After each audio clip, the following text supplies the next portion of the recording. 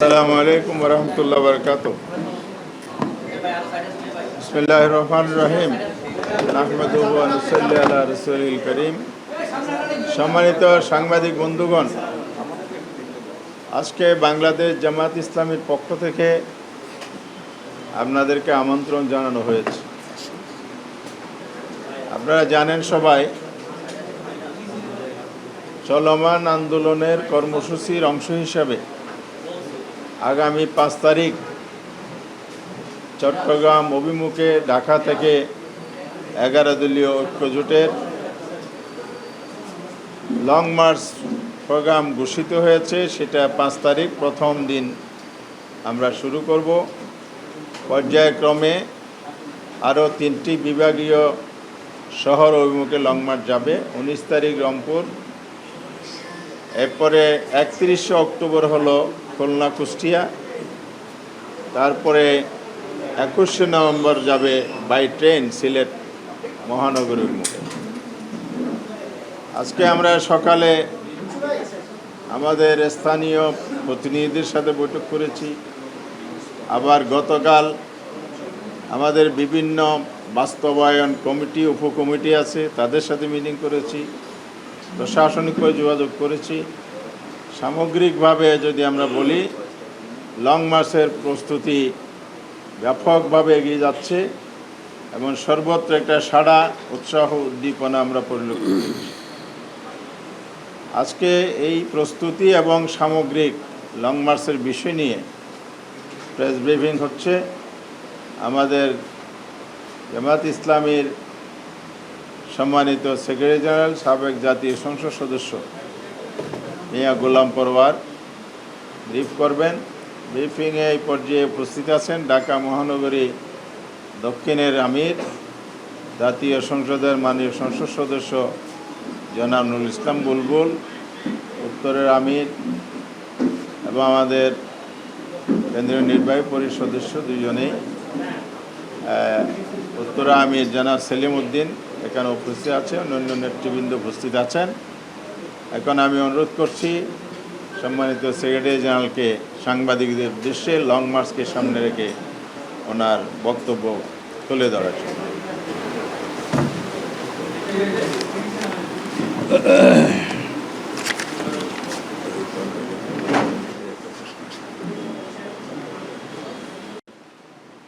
আসসালামু আলাইকুম ওয়া রাহমাতুল্লাহি ওয়া বারাকাতুহু।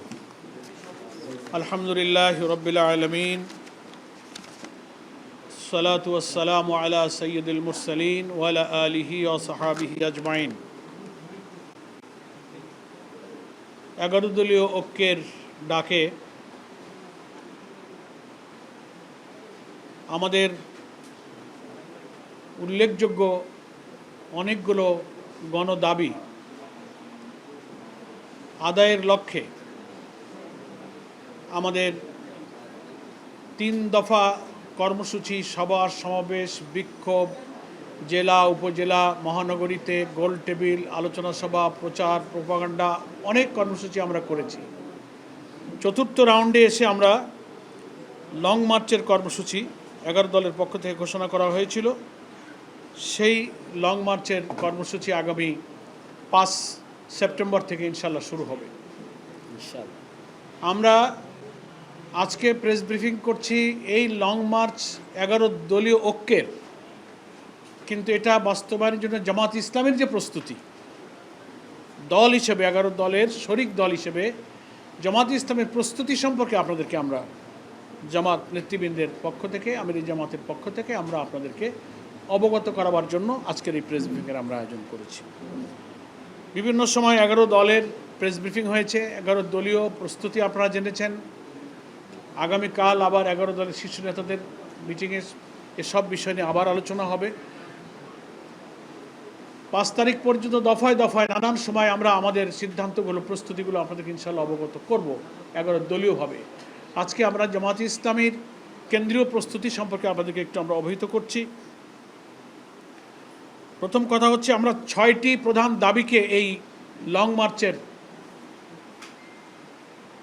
ডিমান্ড হিসেবে, দাবি হিসেবে পোস্টার, লিফলেট, প্রচারণায় আমরা স্থান দিয়েছি। দাবির তো কোনো শেষ নেই, জনগণের দুর্ভোগেরও শেষ নেই।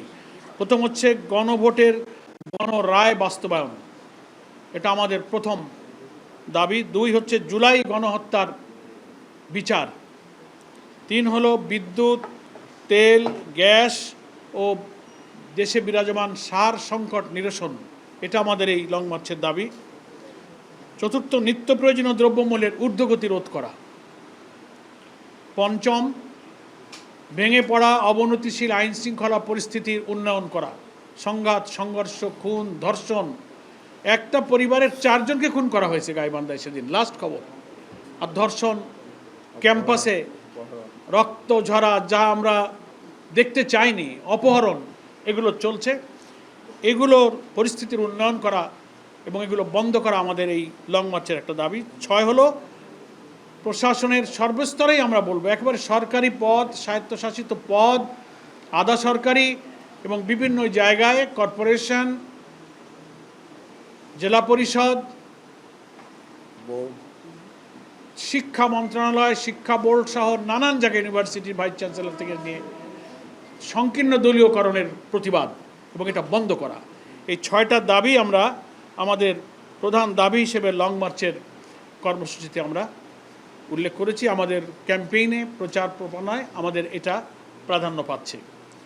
সম্মানিত সাংবাদিক বন্ধুগণ, প্রিয় দেশবাসী, আমরা আমাদের দেশবাসীর সহযোগিতা চাই। বিশেষ করে 5ই সেপ্টেম্বর শনিবার সকাল 7টায় আমরা ঐতিহাসিক বহু আন্দোলনের স্মৃতি বিজড়িত শাপলা চত্বরে সমবেত হয়ে সেখান থেকে চট্টগ্রামের আরেক সকল আন্দোলনের সূতিকাগার লালদিঘির ঐতিহাসিক ময়দানে আমরা গন্তব্যে পৌঁছানোর উদ্দেশ্যে যাত্রা আমরা শুরু করব শাপলা চত্বর থেকে। পথে পথে এই বিশাল মহাসড়কের 2 দিকের সমস্ত জেলা, থানা, উপজেলা, গ্রাম, ইউনিয়ন, ওয়ার্ড, সমস্ত মানুষের, জনসাধারণের সহযোগিতা এবং দোয়া আমরা কামনা করছি। এবং আমাদের বহর যাত্রা করবে শাপলা চত্বর থেকে। পথে পথে যে জেলাগুলো আমরা অতিক্রম করব তার 9টি জেলা এবং মহানগরী শাখার জামাত ইসলামীর নেতৃবৃন্দকে আমরা আজকে সকালে ঢাকার কেন্দ্রীয় কার্যালয়ে আহ্বান করেছিলাম। সে বৈঠক আমাদের এখনও চলছে। জামাতের এই 9টি শাখা, একেবারে ঢাকার পরে নারায়ণগঞ্জ থেকে শুরু করে মুন্সিগঞ্জ, কুমিল্লা, ফেনী, তারপরে একে একে এসে আপনার চট্টগ্রামের মহানগরী জেলা, সংশ্লিষ্ট 9টি শাখাকে আমরা অন্তর্ভুক্ত করে তার আমির নেতৃবৃন্দ, ইসলামী ছাত্র শিবিরের নেতৃবৃন্দ, শ্রমিক নেতৃবৃন্দ সকলেই সকাল 10টা থেকে এই লং মার্চ প্রস্তুতির বৈঠক এখনও চলছে। আমরা সেই বৈঠক থেকে নেতৃবৃন্দ আপনাদের সামনে উপস্থিত হয়েছি। সেখানে এই অভিযানের অন্তত 6-7টি পয়েন্টে আমাদের নেতৃবৃন্দ পথসভা করবেন, শীর্ষ নেতৃবৃন্দ।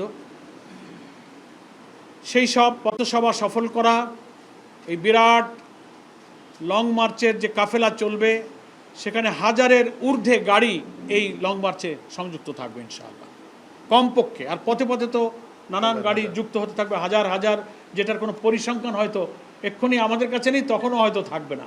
স্বতঃস্ফূর্ত জনগণ আমাদের এই কাফেলা ইনশাআল্লাহ যোগ দেবে। লং মার্চের নিরাপত্তা, লং মার্চের যাত্রীদেরকে সুশৃঙ্খলভাবে, এই যে সকাল 7টায় শুরু আর রাত 10টা-11টায় লালদিঘিতে সমাপ্ত হবে, এই লং টাইমে কি কি সমস্যা মুখোমুখি আমরা হতে পারি সেগুলো বিস্তারিত গাইডলাইন এখন দেওয়া হচ্ছে। সেইভাবেই সমস্ত শাখাগুলো leaflet, poster, sticker, banner, festoon, cultural program, সঙ্গীত, থিম সং এবং প্রত্যেক এই সড়কের চারিপাশ ঘিরে প্রতিটি গ্রামে গঞ্জে উপজেলায় এই লং মার্চ সফলের জন্য একটা ব্যাপক আলোড়ন, একটা সাড়া পড়ছে। আমরা ইতিমধ্যেই যা আজকে খবর পেলাম, তারা সে সমস্ত সভা সমাবেশ, মাইকিং, হাটে বাজারে, সেই সব পথসভাতে তারা মিছিলে মিছিলে তারা লোকারণ্য হবে এবং সমবেত হবে এবং এই রোড মার্চের কাফেলাকে তারা স্বাগত জানাবে।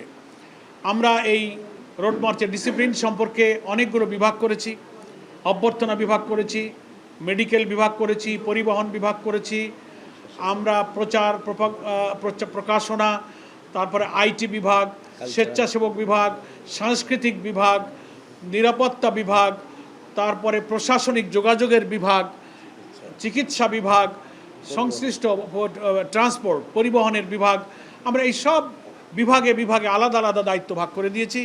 সেই সব বিভাগীয় দায়িত্বশীলদের নিয়েও আমাদের গতকালকে সমন্বয় সভা সম্পন্ন হয়েছে। ফলে আমরা আল্লাহ তাআলার উপরে ভরসা করে বলতে পারি যে আমরা মহান আল্লাহর সাহায্য পেলে আর আমাদের এই হাজার হাজার গাড়িতে যুক্ত যে পরিমাণ জনগণ আমাদের সাথে সামিল হবে, প্রত্যেকের সহযোগিতা পেলে আমরা এই রোড মার্চকে, লং মার্চকে ইনশাআল্লাহ সফল করতে পারবো। আমাদের বড় সহযোগিতার একটা জায়গা হচ্ছে প্রশাসন। আমরা পুলিশ প্রশাসন আইন শৃঙ্খলা রক্ষার ক্ষেত্রে খুব গুরুত্বপূর্ণ ভূমিকা পালন করে থাকে। এই জন্য গতকাল আমরা 11 দলের নেতৃবৃন্দ একসঙ্গেই পুলিশের প্রধান, ইন্সপেক্টর জেনারেল অফ পুলিশ, যাকে আমরা আইজিপি বলি, পুলিশ মহাপরিদর্শকের দপ্তরে, পুলিশ হেডকোয়ার্টারে আমরা ওনার সাথে বৈঠকে মিলিত হয়েছিলাম। সেখানে 11 দলের মহানগরী এবং কেন্দ্রীয় পর্যায়ের নেতৃবৃন্দ আমরা উপস্থিত থেকে লিখিতভাবে আমাদের ঢাকা চট্টগ্রাম, ঢাকা রংপুর, ঢাকা খুলনা এবং ঢাকা সিলেট রুটটা আমাদের ট্রেনে হবে যেহেতু রাস্তাটা খারাপ, আর খুলনাটা হয়ে আবার কুষ্টিয়ায় গিয়ে শেষ হবে। এই রুট সম্পর্কে পুলিশের আইজিপি আরও কয়েকদিন অ্যাডিশনাল আইজিপি সেখানে ছিলেন। লিখিতভাবে তাদেরকে আমরা শিডিউল দিয়েছি, কোথায় কোথায় আমাদের স্পট হবে, কোথায় কোথায় জনসভা হবে, সেসব বিষয়ে আমরা অবগত করেছি এবং ওনাদেরকে আমরা অনুরোধ করেছি সংশ্লিষ্ট সমস্ত রেঞ্জ ডিআইজি, পুলিশ সুপার, তারপরে থানাগুলোর যারা ভারপ্রাপ্ত কর্মকর্তা থাকবেন, তাদের ট্রাফিক সিস্টেম, পুলিশের সাথে রিলেটেড ইন্টেলিজেন্স, সবাইকে যেন ওনাদের দায়িত্বে এই সবগুলো অবহিত করেন এবং আমাদের এই লং মার্চ সফল করতে তারা যেন সহযোগিতা করেন। ওনারা আমাদেরকে আশ্বস্ত করেছেন, আমাদেরকেও ওনারা কিছু পরামর্শ দিয়েছেন যে আপনাদের পক্ষ থেকেও স্বেচ্ছাসেবক প্রতিটি স্থানে স্থানে পুলিশের সাথে সমন্বয় এবং ধৈর্যের পরিচয় দিয়ে এই লং মার্চকে সফল করার জন্য উভয় যদি আমরা মিলিতভাবে চেষ্টা করতে পারি তাহলে ইনশাআল্লাহ আমাদের এই লং মার্চটা সফল হবে।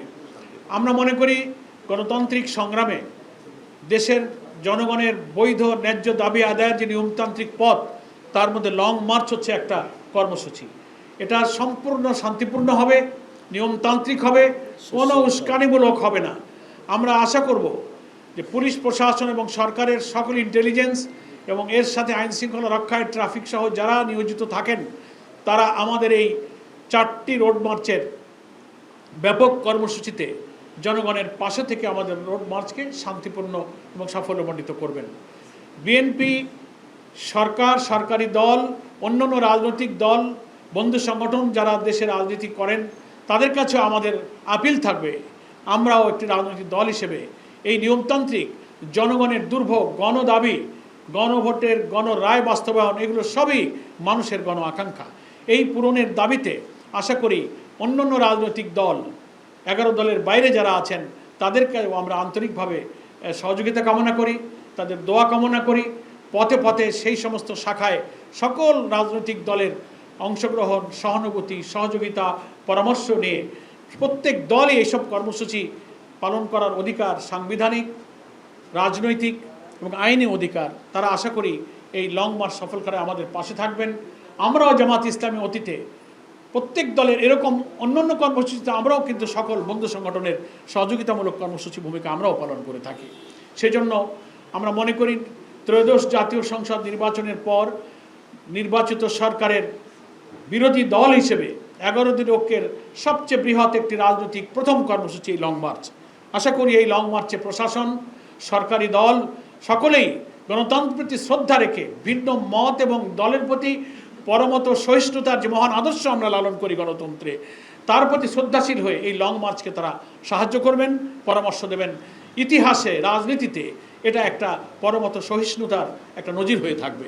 আমরা সকলের প্রতি কৃতজ্ঞ থাকব এবং এই লং মার্চ চলাকালে ঢাকা চট্টগ্রাম মহাসড়ক জুড়ে ডবল রোড আছে। আমরা ট্রাফিক এবং পুলিশের সাথে কথা বলেছি, একটা রোড দিয়ে আমরা যাওয়ার চেষ্টা করব, একটা রোডকে আমরা ফ্রি রাখার চেষ্টা করব যেন সাধারণ মানুষের পরিবহন, যানবাহন চলাচলে বিঘ্ন না ঘটে। তবুও এত বড় হাজার হাজার গাড়ির একটা বহর যখন রাস্তার একটা অংশ দিয়ে যাবে, তবুও কিছুটা কোথাও কোথাও যাত্রা বিরতি হবে, পথসভা হবে, তখন কিছু সময় সেখানে দাঁড়াতে হবে। কিছুটা যানজট যে হবে না তা নয়, এই জন্য দেশবাসীর কাছে শাপলা চত্বর থেকে নিয়ে লালদিঘি পর্যন্ত এই অঞ্চলের রাস্তার দুধারের সব মানুষ, যানবাহন, দোকানদার, ফেরিওয়ালা, রিক্সাওয়ালা, দিনমজুর যারা ব্যবসা করবেন, এই লং মার্চ সফল করার প্রয়োজনে দেশ, জাতি, গণতন্ত্রের সাথে যাদের একটু কষ্ট হবে, একটু যানজট হবে, একটু ভোগান্তি যদি হয়, আমি জামাত ইসলামীর পক্ষ থেকে তাদের সবার কাছে আগাম ক্ষমা চেয়ে নিচ্ছি। তাদের কাছে আগাম ক্ষমাসুন্দর দৃষ্টিতে দেখার জন্য জামাতের পক্ষ থেকে তাদের কাছে আমি ক্ষমা প্রার্থনা করছি আগামভাবে, এবং আশা করি তারা আমাদের এই লং মার্চের সকল কাজে, অতীতের জনগণের সংগ্রামে, দাবি আদায়ের সংগ্রামে, ন্যায্য সংগ্রামে যেমন আপনারা অনেক স্যাক্রিফাইস করেছেন, নিজের প্রয়োজন স্বার্থকে কিছুটা স্যাক্রিফাইস করে হলে আমরা জাতির স্বার্থে ঊর্ধ্বে ধরেছি, এটাও জনগণের সেই স্বার্থের সাথে সংশ্লিষ্ট মনে করে আপনারা এই লং মার্চকে আপনারা সফল করলেন।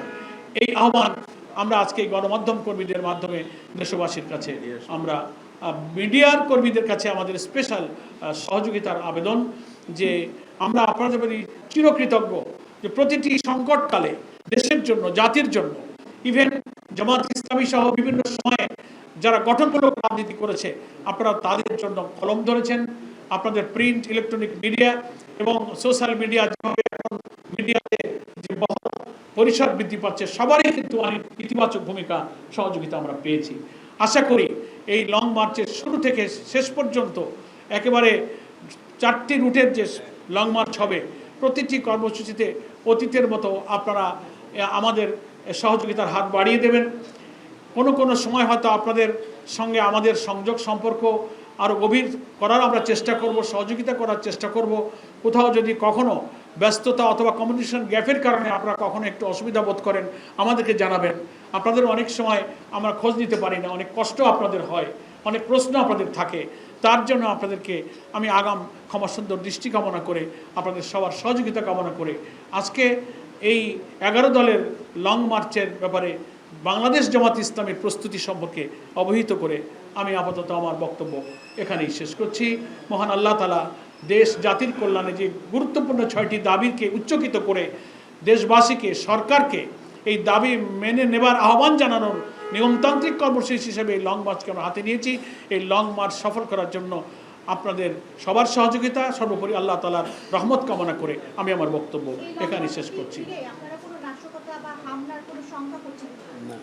আলহামদুলিল্লাহ, আমাদের কাছে শেষ পর্যন্ত এই পর্যন্ত এরকম কোনো আশঙ্কা বা অন্য ধরনের কোনো নেগেটিভ কোনো খবর, ইনফরমেশন আমাদের কাছে নাই।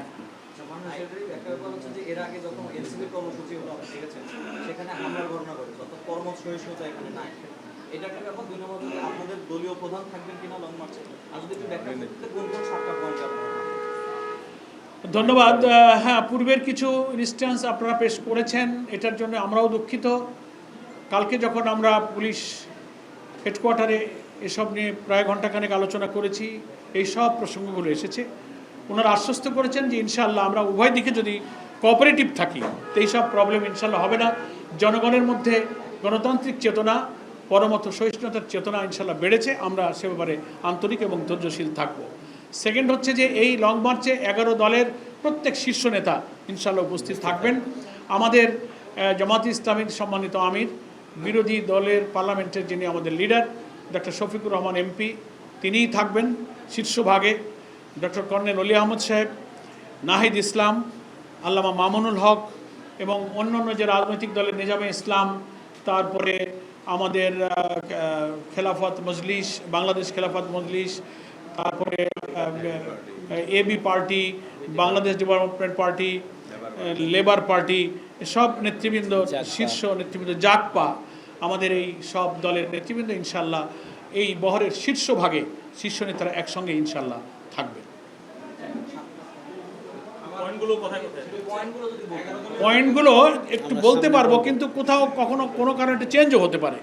আপাতত আমরা পুলিশকে দিয়েছি স্পটগুলো। হ্যাঁ,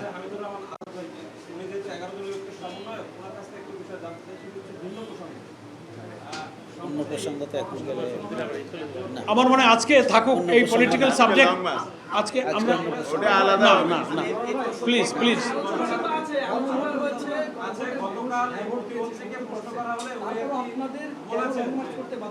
আমি একটু রিকোয়েস্ট করি, আমরা এই সাবজেক্টে প্রয়োজনে সেপারেট কথা বলবো। আজকে একেবারে এক্সক্লুসিভলি লং মার্চ ইস্যুতে আমাদের ব্রিফিং, আমাদের এই ব্যাপারে এক একটা বিষয় কিন্তু আমাদের মতো আদর্শিক দলের প্রধান যিনি থাকেন আমির জামাত সহ সেন্ট্রাল অ্যাপেক্স বডির একটা পলিসি থাকে। আমাদের কথাবার্তা সেই সব ফোরামে একটু নীতি নির্ধারণী বিষয়ে আলোচনা করা ছাড়া সিঙ্গেল কমেন্ট করাটা আমরা সমীচীন মনে করি না। আমি দুঃখিত, আজকে আমরা এই ব্যাপারে কথা বলছি না। আর প্রশ্ন এদিকে একজন করছেন, সেটা একটু উত্তর দিই লং মার্চের সাথে একটু এটা অ্যান্সার দিয়ে দিই। সে বলছে যে গণভোটের গণরায় কার্যকর করার জন্য হা ভোট জয়যুক্ত হলো, এখনো কেন লং মার্চ আপনাদের করতে হচ্ছে? প্রশ্ন, গুরুত্বপূর্ণ প্রশ্ন। কেন করতে হচ্ছে গণমাধ্যম কর্মীদের এটা জানা আছে। দুঃখজনক হলেও ক্ষমতাসীন বিএনপি সরকার তারা এই গণভোটকে অস্বীকার করছে। তারা এটাকে সংবিধান বিরোধী বলছে। 2025 সালের 13ই নভেম্বরের প্রেসিডেন্সিয়াল অর্ডারকে চ্যালেঞ্জ করে বলছে এই আদেশ রাষ্ট্রপতি দিতে পারেন না। তারপরে সংবিধান সংস্কার পরিষদের শপথ নেওয়ার বিধান সংবিধানে নাই। তো এই সমস্ত সাংবিধানিক প্রশ্ন তুলে সংবিধানের ভুল ব্যাখ্যা দিয়ে একটা বিভ্রান্তি তৈরি করে আলটিমেটলি গণরায়কে এড়িয়ে যাওয়া হচ্ছে। ফলে পার্লামেন্টে আমাদের যিনি লিডার অফ দি অপোজিশন এবং 11 দলের এমপিরা প্রচণ্ড চেষ্টা করছেন, 68 ভিত্তিতে নোটিশ দিয়েছেন, বারবার বিতর্ক হচ্ছে, নিষ্ফল আলোচনা কোনো শেষ নেই। তো আমরা রাজনৈতিক সাংবিধানিক সব বিতর্কের জায়গা পার্লামেন্ট, এটা আমরা বিশ্বাস করি। এখনও চাই যে পার্লামেন্টে একটা নিষ্পত্তি হোক। যতক্ষণ তা হচ্ছে না ততক্ষণ নিয়মতান্ত্রিক গঠনমূলক কর্মসূচি দিয়ে আমরা যে 70% জনগণ হ্যাঁ বলেছে, আমরা সেই জনগণের সাথে রাজপথেও আমরা থাকতে চাই। তবে আমার এই প্রোগ্রামটা হবে কনস্ট্রাকটিভ এবং রেসপন্সিবল। Thank you. 11 দলীয় ঐক্যের লং মার্চ, এই 11 দলীয় ঐক্যের মধ্যে খেলাফত আন্দোলন এবং খেলাফত মজলিস এরা আসবে, খেলাফত মজলিস এরা এই নির্বাচনে থাকবে কি? খেলাফত আন্দোলন আছে, খেলাফত মজলিস জোটে নাই তা বলেননি। ওনাদের ব্যক্তিগত দলীয় কিছু কার্যক্রমের কারণে আপাতত আমাদের কয়েকটা বৈঠকাদিতে ওরা আসেননি। তো আমরা আশাবাদী দেশের প্রয়োজনে জনগণের গণতান্ত্রিক আন্দোলনে ওনারা আমাদের সাথে থাকবেন, আমরা আশা করি। সকলকে ধন্যবাদ। আসসালামু আলাইকুম।